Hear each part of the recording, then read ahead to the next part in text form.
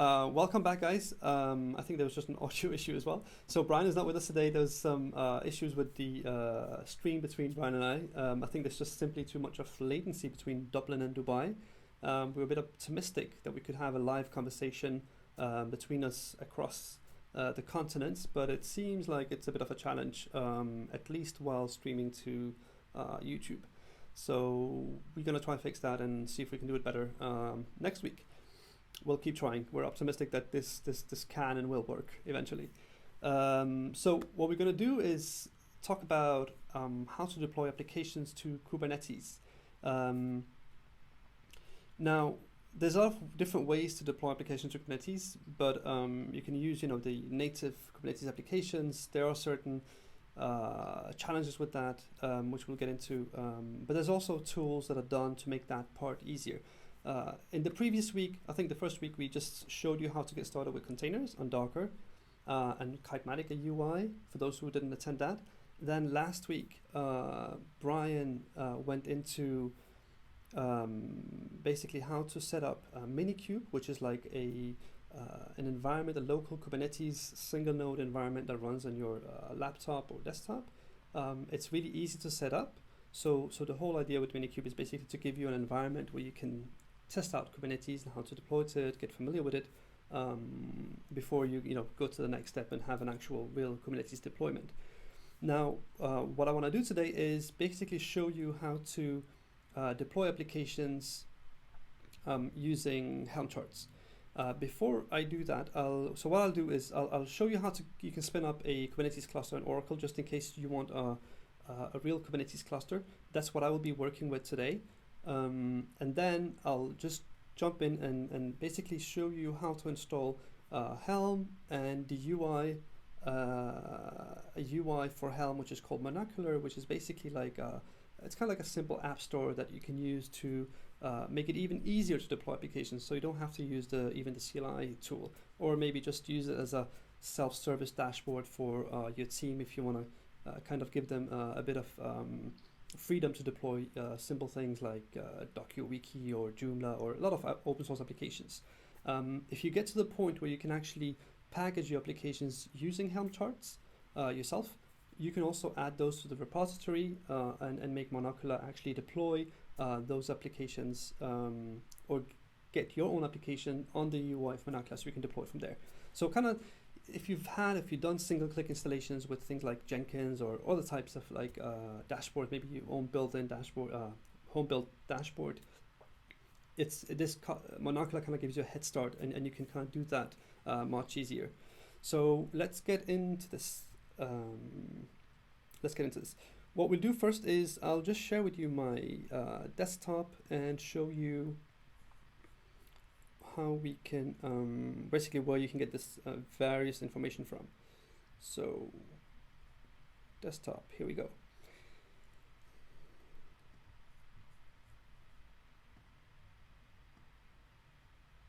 So the first thing I'm going to do is just show you where you can find information about Helm. Now, one thing that I want to do is I often get the question from people who are just getting started, how can I learn about this, or how can I learn about that, or I see a lot of people doing courses at various places, and that's all great, and it's good to go and do a structured course on let's say Kubernetes or other types of things, but very often I think, at least what works for me, is just go and browse on things, Google stuff, and then basically look at the website, look at the get started really fast, look at things, look at the documentation, especially on GitHub. The first page on README is always really, really useful, and get started with things like just trying them out. I feel often when people try to explain things to you, especially when they're like slightly a bit abstract, trying it can give you, really good understanding really quick, really fast, and the things that you learn in the process of trying things out is just amazing. Because you'll learn all the stuff that's not written anywhere, basically. And of course, Stack Overflow will be your friend while doing that. Now, so initially, you'll need something called Helm, and obviously you'll need a Kubernetes cluster before that. I haven't yet shown how to spin up a Kubernetes cluster. So I might do let's just do that actually. So I have my Kubernetes cluster on Oracle, so I'll just go to Oracle here really quickly. I need this URL here. And there's different ways you can run, let's say Kubernetes. You can either choose to run it as a self-service or as self-managed. So basically installing it using something like Terraform. You can install it, the hard way manually, or you can have like a managed Kubernetes service. So what I've done here is basically done the things the easy way. When I start with new technologies, I like just to do it quick and fast. And basically all you have to do is, just go to developer services, pick container clusters, create cluster, give it a name, then select the version that you want. There's multiple versions available for Kubernetes. And then the network compartment that you want to use, and the VCN, the network, the virtual cloud network. You all have to create the VCN prior to this. It's also quite simple. Once you've done that, that's pretty much it. Then you can just go down and say create. When you've created the cluster, all you need to do is basically add nodes to it. Initially, when you create a cluster, you'll see this the top part here saying active. When it's active, then you can add the node pools. So you just say add node pool, and again, you have to select a version, an image that it'll be running, the shape of the worker. So basically, this is where your container is going to be running. So you can pick the shape that you want and a subnet for it, and then how many workers you want in each subnet. If you want access to the actual worker, you can add your SSH key. If you don't want any access, you can just leave it out. It's optional, and you won't have access to the worker. So basically, you'll be interacting with all the containers, etc., purely on from the kubectl or the Helm CLI that we will be installing in a sec. So that's really it. Now, to access it, there's a few things you need to do. You get everything here. You have to download the kubeconfig. When you download the kubeconfig, you basically need to create a .kube folder locally on your laptop, and then you need to run the OCI tool. This will basically add the credentials in the kubeconfig for your dashboard. What you need to have is you need to make sure that you have the OCI tools installed. If you haven't done that, there's like instructions on how to do it on here as well. It's quite straightforward as well. So basically, make sure that you have the OCI CLI tools installed before running this part. But once you've run this part, all you need to do is say kubectl proxy. That will create a proxy from your local environment to the Kubernetes cluster, and then you can actually find the dashboard on your local host. So let's just see if that's working before we start working with Helm, because we want to see that our kubectl is actually working. So let's just go to my terminal. Here we go.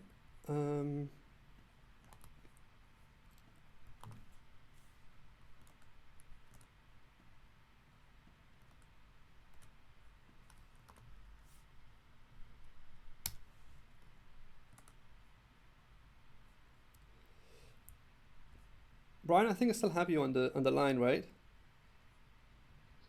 Yeah. Fantastic. Did you even see my screen right there a second ago? You weren't. Oh, that would have been great if you gave me a heads up for that. Anyway, so that's okay. I'll just show what I just showed. what I just showed a second ago. This is fantastic. So here we go. Yeah. I'll show that in a sec. I'm just gonna go back to the dashboard. So the cluster. Let's go back to the cluster part that I was just showing. So you basically need to go to the Oracle website, like I said, and just let's just show what I've just discussed for 5 minutes. And this is where basically you create your cluster by picking a VCN, etc., selecting the subnets, and creating it. Fantastic. Once you've done that, this is the active screen I was talking about a second ago. And this is where you set up the workers for your Kubernetes cluster. Again, select the version of the worker, an OS, the shape, basically the size of the VM, the subnet, and then how many you want. You can always scale up later if you want, so you can initially just start up with one. That is basically it. And now let's go back, and the other part was how to get started with it. So there was this access kubeconfig that I was talking about. You need to download this to access the Kubernetes cluster. So you need to create a .kube file on your local on your laptop or local environment, and then you need to have the OCI CLI tool installed. And running this command here will basically create the secrets for the kubeconfig, so which will allow you to have access to it. Finally, you just need to run kubectl proxy and access under URL. So the first thing I'll do is I'll just check that I can access my Kubernetes cluster before I start installing Helm and trying to install applications to it. So let's try that. And Brian, let me know if the text is actually large enough on the screen. Sure.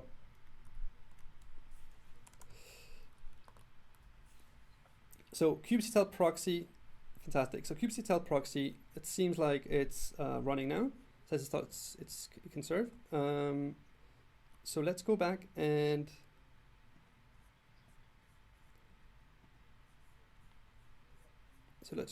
try to access the dashboard here.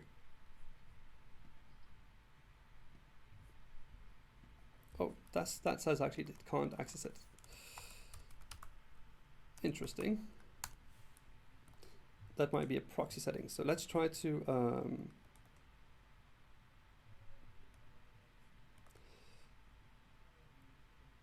so let me try and go back to the terminal and see if we can get that fixed.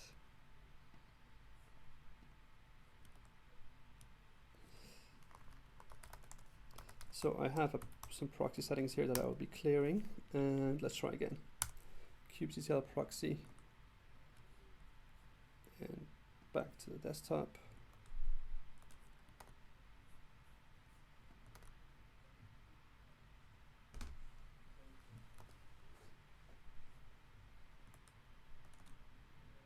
And it seems like it's having some issue. Oh, it's actually loading right now. It's waiting. Okay.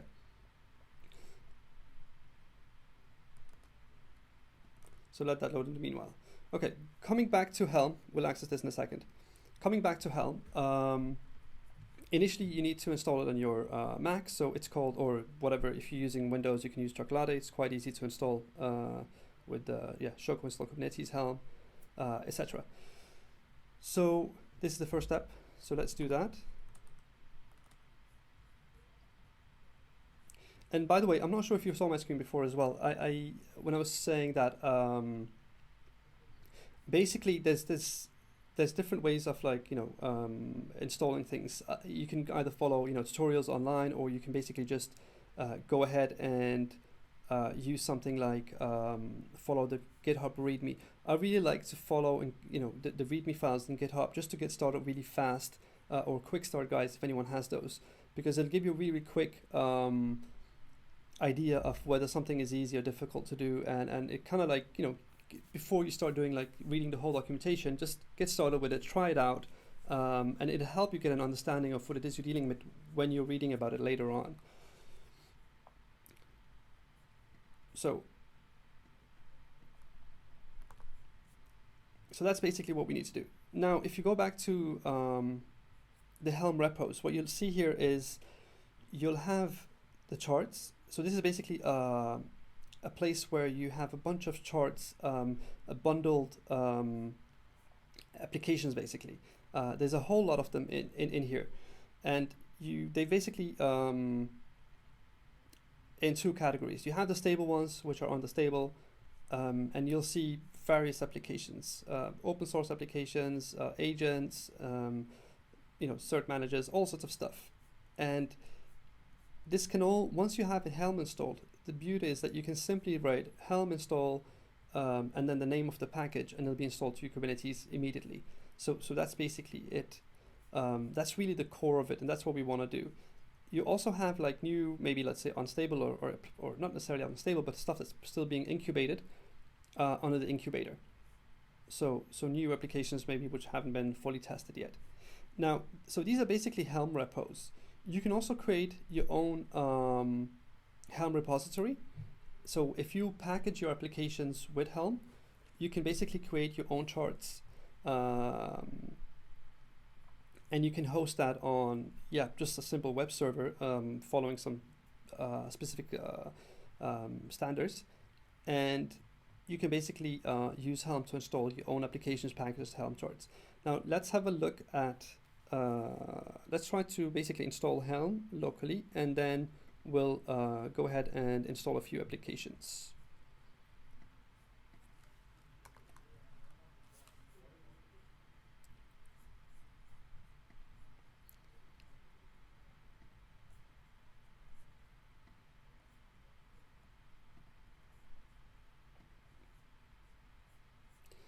So first step we said that needs to be done is brew install Kubernetes Helm. So let's do that quickly.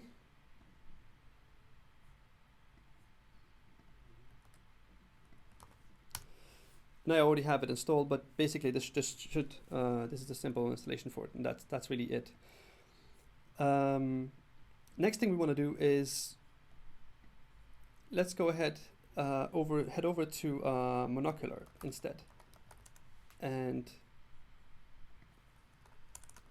if you just go to Helm Monocular, and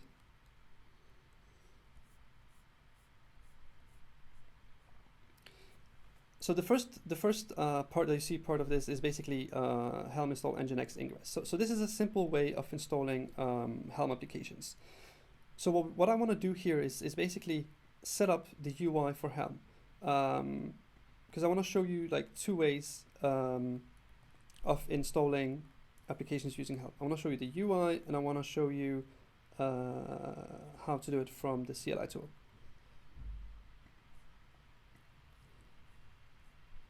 So on the GitHub page for Monocular, if you scroll down to the prerequisite, you'll say it's Helm and Tiller is needed. Tiller is basically the server-side part of Helm. So it's like the component that needs to be on installed in Kubernetes. And it's installed automatically when you install Helm. When installing Helm, basically the first step, like I said, is installing the Kubernetes Helm, as you saw that we were doing. After that, you need to run Helm init.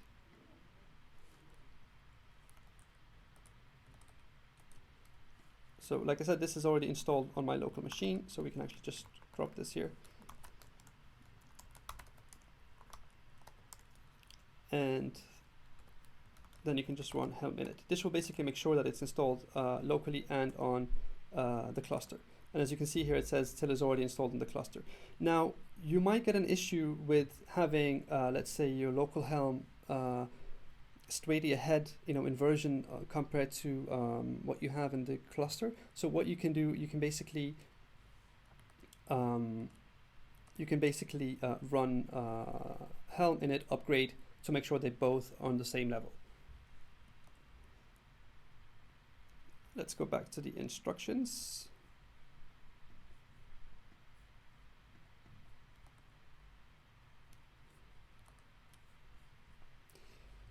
So Helm init, that's basically it. Now, to install a chart, we want to make sure that our repo is updated first, so we get the latest list of charts. So let's do that.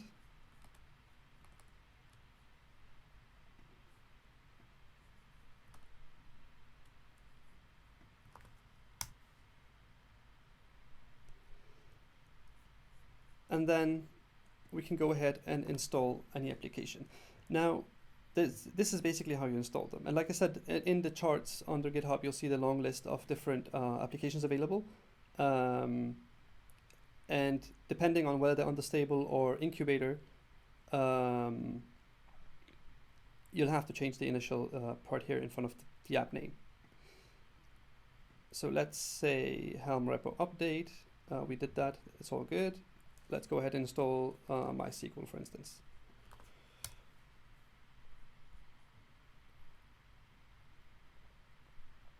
So as you see, it's quite simple. Install Kubernetes, the Kubernetes Helm CLI tool, Helm init to basically initialize it locally and get Tiller installed on your Kubernetes cluster, Helm repo update, and then we're good to go to start installing applications. Now, what's installed here is, and just to talk a little bit about what Helm is really just like a bunch of resources for Kubernetes. It can be like things like secrets, it can be configurations, it can be volumes. So in this case here, for example, for this MySQL, which is installed, it's basically a persistent volume. And this is the beauty of it when it's being, when you have Kubernetes installed in the cloud or on, let's say, on infrastructure as a service, some of the resources are available, or these resources become available through drivers, through Kubernetes drivers. So it starts interacting with the cloud resources and start using them natively. So running persistent applications becomes basically not an issue at all, because right here, for example, we get a persistent block volume. Now, if this container were to die or something happened to it, I can simply create a new one and it will reattach it to this block volume where all my data is.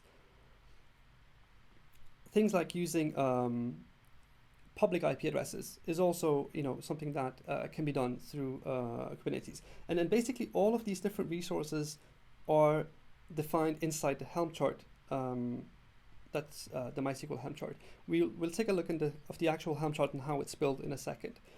But this is basically just to show you how easy it is to use once it's up and running. Now, you'll always get some additional configurations, and you might wonder, how do I get access to MySQL? How can I get access to the actual secret? It's really a no-brainer. So what will happen is you'll get something called kubectl and get secret, and that'll basically go and look inside the config map and pull in in the secrets and pull out the secret for MySQL. So by running this here, it should set an environment variable for our Kubernetes cluster. Set an environment variable with the MySQL root password, which I can then use in a second. Now, I can do two things. I can either try to log into MySQL from my laptop. I would need some networking, I would need to basically connect to the network of MySQL. Or I can actually create a new container and install the CLI tool, the MySQL CLI tool, on this new container and connect from there. So let's try to do that first, just to show you how easy it's actually to install a brand new container on Kubernetes and access it. So by saying kubectl run, it's kind of similar to Docker run. I'm actually starting a new container and running bash, and it's in interactive mode, and it's based on an Ubuntu image basically.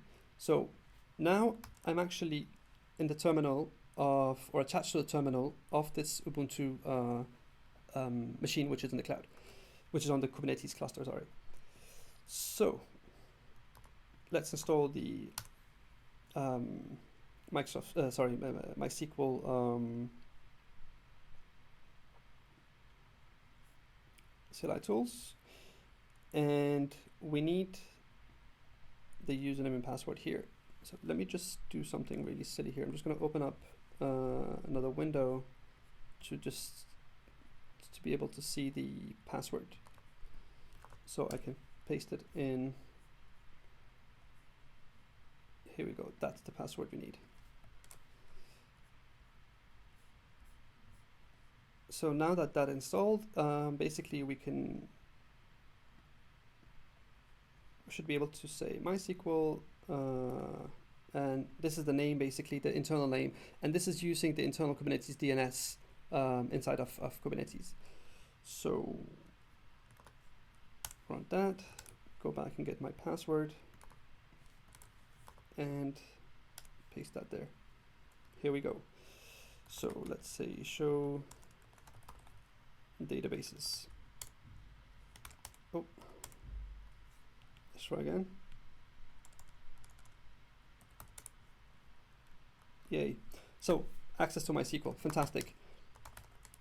I know we're a bit short of time because we started a bit late. I'm just going to spend another 5-6 minutes showing a few more things and the actual UI, and just explain the chart, and then we'll end this session. So that was basically how to access. So what we did there was actually installed MySQL in the Kubernetes cluster. I ran a temporary Ubuntu image or Ubuntu container. I installed MySQL client on it, and I connected from that temporary container to the MySQL cluster. Now let's try to install, let's try to connect to MySQL from my local machine. What I need to do is basically I need to create a proxy and do a port forwarding to that specific container. So let's say kubectl and then get pods. It'll show us the different things that we have installed, and I already have a few things. Solid Hamster is basically the one that was just installed right now. So I need to do a port forward to this container, and I want to do that on port 3306. You can pick other ports if you want locally by putting on a colon and then at the other port, but I'll just map it directly on this port here. So fantastic. Now we have a port forwarding to that port. So what I'll do is we'll say MySQL, and then host will be the local host, and what else do we need? I think user root, and ask for password. That's it. Let's get the password again.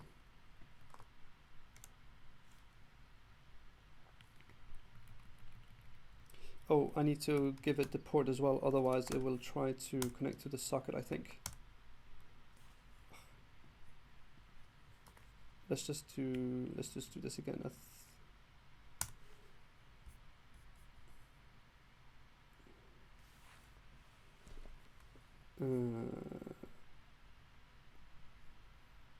Yeah, that should be it actually.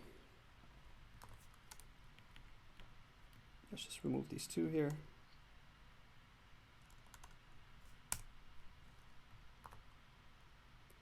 Okay, for some reason it's trying to use my sock. It should be using the MySQL. Let's just try this one last time.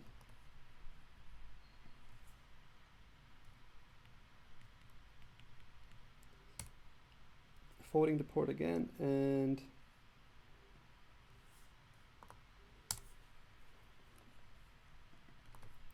seems like it's not picking up the. Oh yeah, here we go.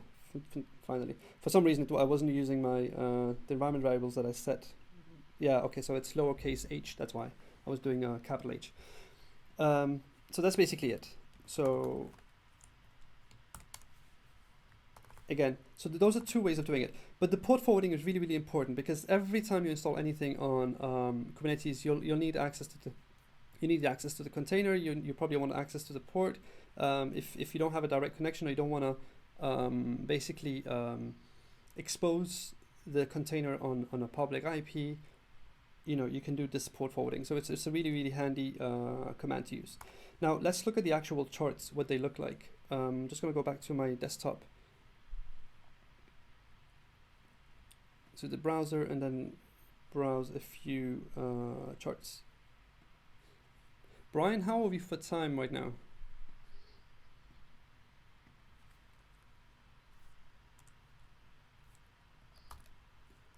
Okay. All right. Okay, we'll give it a few more minutes, and then yeah. Okay, so let's go back to stable. Let's pick something simple like Joomla, my favorite CMS system, with all respect to WordPress. No, WordPress is great actually. So you'll have something called chart YAML.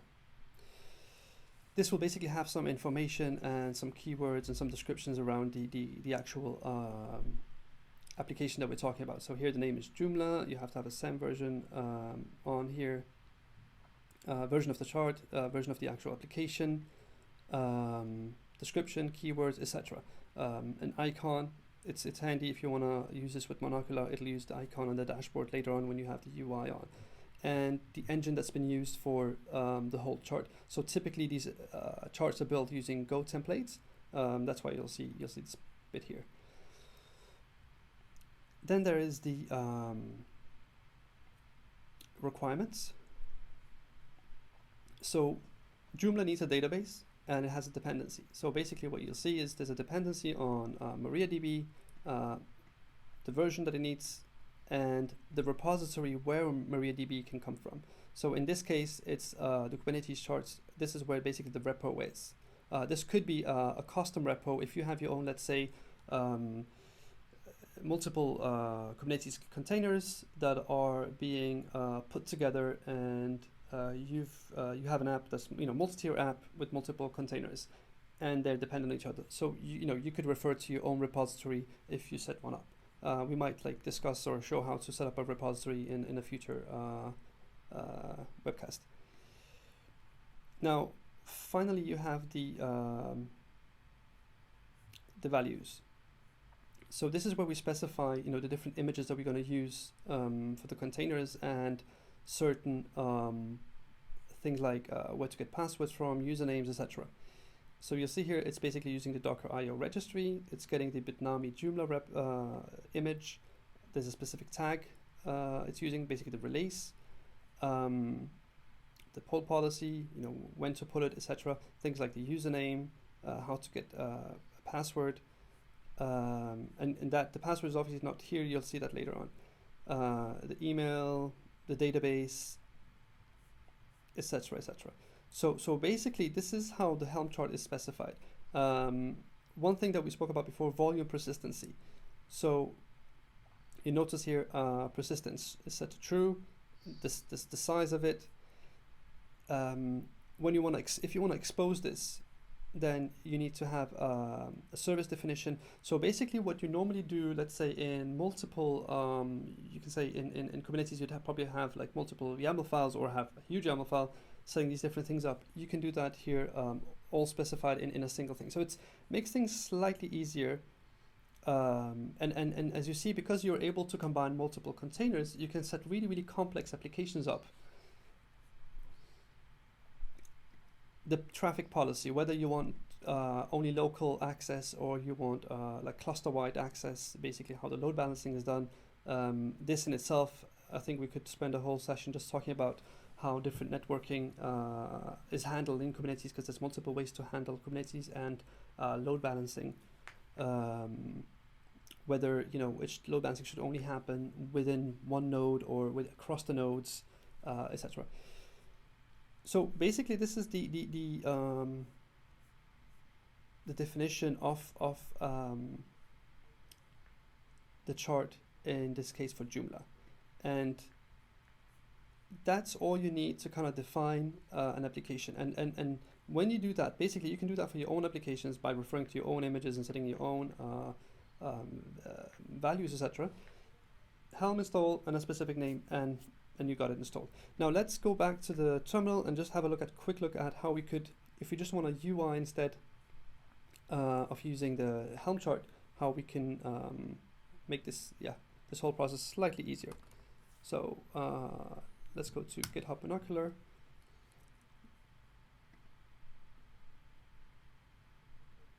Oh, this is not it.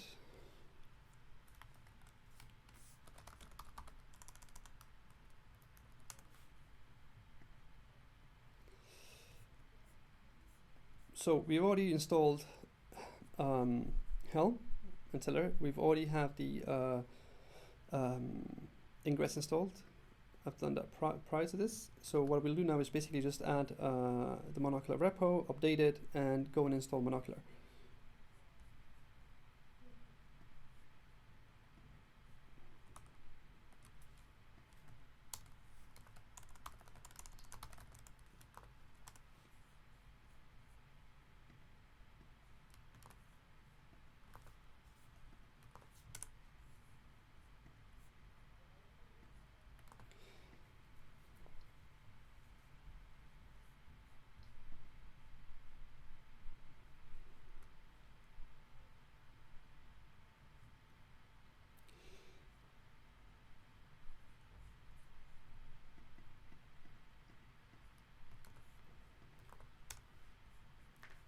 Now let's check basically if there's an ingress for the service.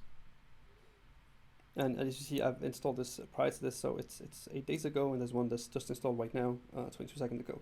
So what I'll do is I'll set up a proxy and like a port forwarding and access this on the port forward using port forwarding. So what I'll do is, let me just do a kube just to see whether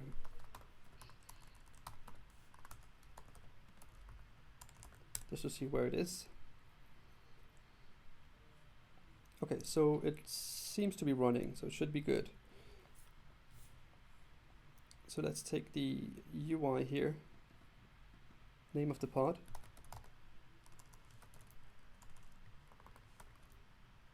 port forward, and we need to access this on port, I believe it's port 443, but I'm not sure. So let's just do here 8443.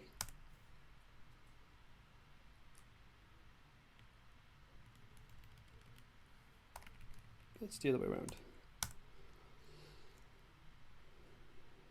Okay, so my local host should be forwarding to port 443. Let's check it out. And this is all live demos, so let's see if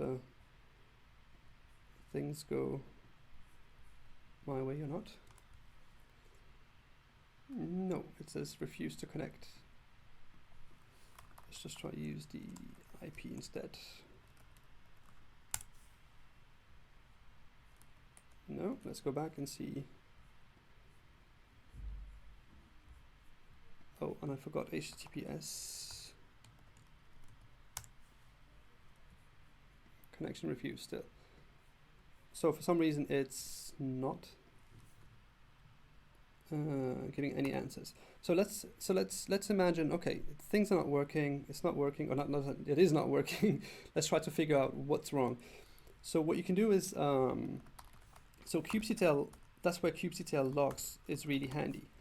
So I can basically say kubectl logs, and then it'll give me like a little insight into what's going on in the container. So it looks like Nginx is actually running, HTTP is fine, it's set up, but nothing is coming through. So what I'll do instead is, it might not be listing on port 443, but I know because I've tried this before that it will be redirecting me to HTTPS because it has HTTPS by default. So I probably should have forwarded the traffic to my Nginx instead. So let's do that instead.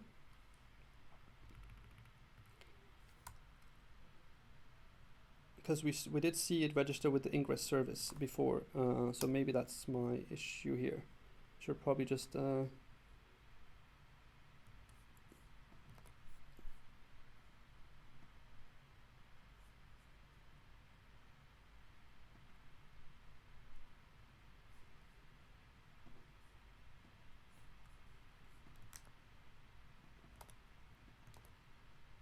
it's still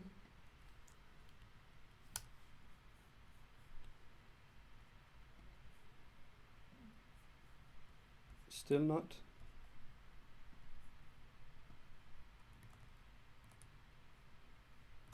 Let's go back and check it out.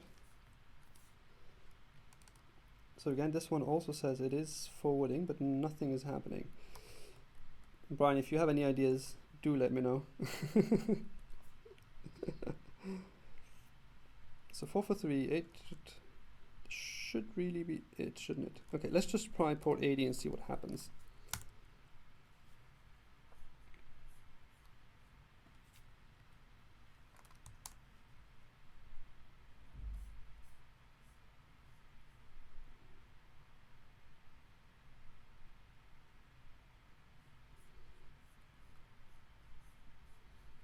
I'm gonna try port 80 again.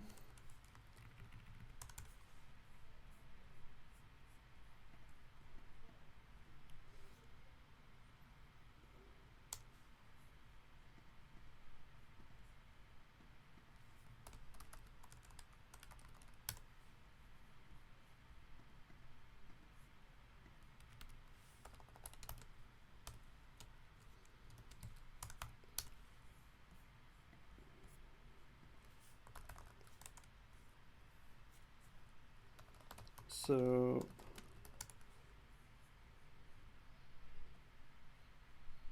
and I'm gonna give it a last shot. Oh, I can actually see that. Okay, let me just go back to the terminal here. I can actually see it's actually 2 of the containers are not even up yet. I didn't notice that. That we were trying to access. It's still. So I know the API is downloading a lot of different charts. I forgot that actually. It's downloading a lot of different. All the charts is from the repo. It's downloading all the charts, and that will take some time. And probably the UI will not. I mean, it should still work. I should still be able to access it, but it won't work unless those are up. If we look at the logs here, we should be able to see it actually downloading. Yeah, okay, so it's not connecting to MongoDB yet because MongoDB is still pending. Fine. So let's use the one I created a week ago here. And we'll end with that for today. Let's see if that works.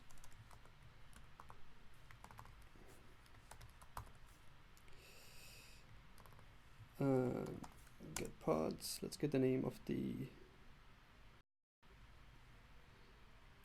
UI here, and let's search for it in my history.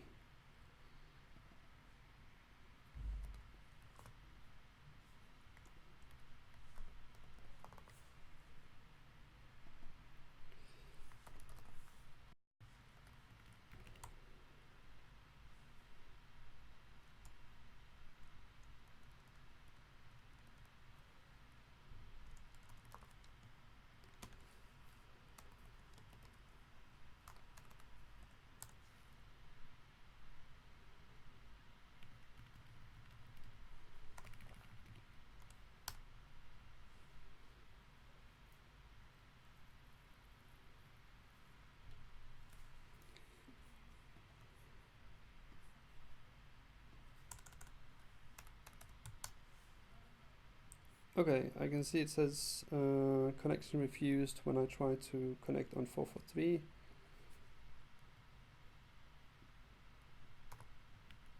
What if we try port 80?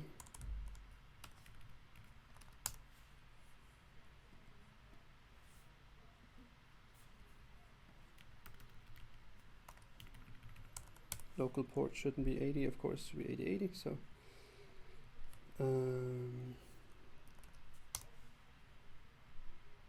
okay, it's still refusing my connections for some reason right now.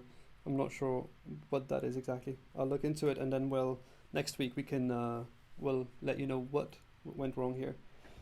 But this is really basically it. Helm charts, easy to get started with, easy to basically install applications. Debugging is another thing.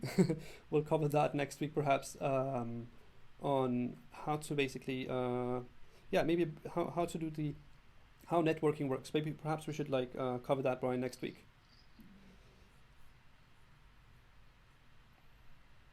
Absolutely. Yeah. Yeah, KubeBuilder is definitely something we're going to look into. KubeBuilder, how to build, your own functions and custom resource definitions on top of Kubernetes. Something that was just recently blogged about as well. So yeah, see you next week, and thank you for watching. And if you have any questions to this or comments and or basically just ideas on what you want us to cover in future parts, let us know. Thank you very much, and see you next week.